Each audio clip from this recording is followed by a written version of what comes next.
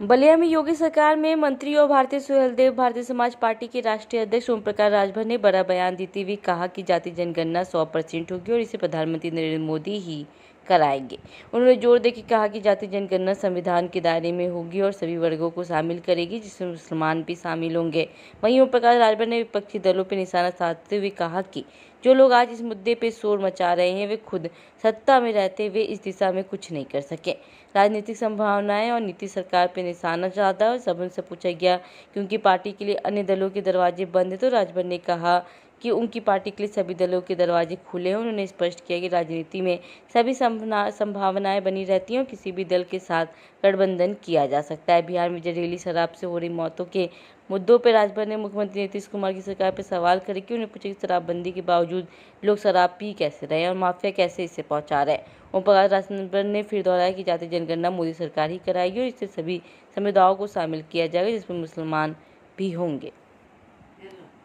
बिहार में आज कुछ लोग शराब पी करके मर गए हैं, जहरीली शराब पी सब मौत में सीमान में, क्या कहेंगे उसको लेकर के किस तरह से? देखिए, शराब पी करके जो लोग जिन लोगों की डेथ हुई दुखद घटना है, ऐसी घटनाएं नहीं होनी चाहिए और कि यूपी में बड़े पैमाने पर अंकुश लगाया गया।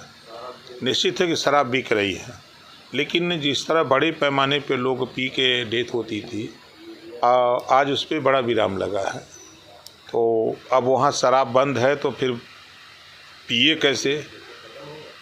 सवाल तो सरकार के ऊपर ये भी उठ रहा है कि जब शराब आपने बंद कर रखी है तो शराब मिली कहाँ उनसे कि वो शराब पी करके उनकी डेथ हुई है। शराब आखिर जा कहाँ से रही है? अब शराब माफिया ऐसे ऐसे पड़े हैं कि वो पानी के जहाज बना लिए हैं, वहाँ से पहुँच जाते हैं। जातिगत जनगणना के पक्ष में आप भी हैं, जातिगत जनगणना होनी चाहिए सर? 100% होगी जातिवार जनगणना, मोदी जी के नेतृत्व में होगी, मोदी जी कराएंगे जातिवार जनगणना।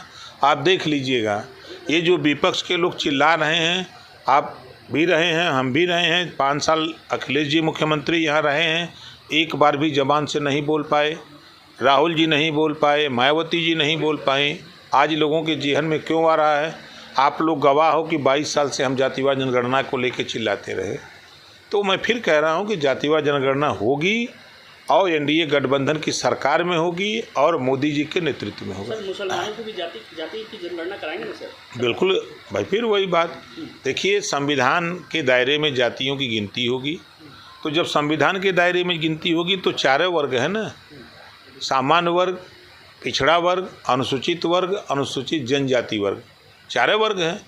तो चारों वर्ग की गिनती होगी, चाहे वो मुसलमान हो, सिख हो, ईसाई हो, जैन हो, पारसी हो, कोई हो, सबकी गिनती होगी। अच्छा, मिल्कीपुर चुनाव को लेकर के क्या कहेंगे आप? अब वो चुनाव आयोग के संज्ञान में बात आई कि वो हाई कोर्ट में मामला विचाराधीन है तो उसको रोका है। संगठन जो है मांग कर बीजेपी भी मांग कर रही है कि वहाँ चुनाव समय से करा लिए जाए। तो जो अपना रीट दाखिल किए वापस कर लें तो संभावना है, लेकिन लगता नहीं है, क्योंकि अब कल से नॉमिनेशन शुरू होगा तो फिर चुनाव आयोग अब किसी के घर का तो है नहीं, वो भी स्वतंत्र है।